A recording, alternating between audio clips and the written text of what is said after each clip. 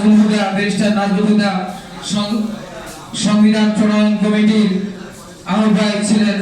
আমি ইতালি বিএনপির পক্ষ থেকে ইতালি সহ সমস্ত প্রবাসী কমিটিগুলিকে জেলা কমিটির পদমর্যাদা দেওয়ার জন্য প্রস্তাব রেখেছিলাম।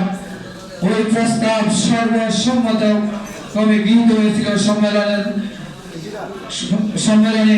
আপনারা এই ইতিহাসটা আপনারা জেনে রাখবেন।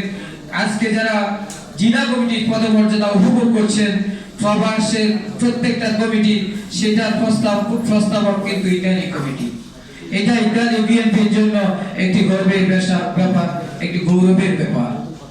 আপনারা জানেন যখন দেশনেত্রী বেগম খালেদা জিয়া 1982 সালে ইতালি সফর করেছিলেন, তখন আমার আজকে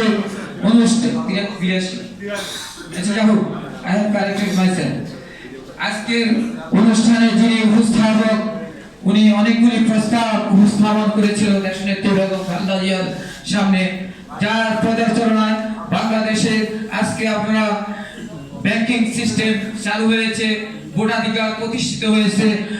বাংলাদেশি প্রবাসী ভাইয়েরা অতি সহজে আজ পাসপোর্ট পাচ্ছেন।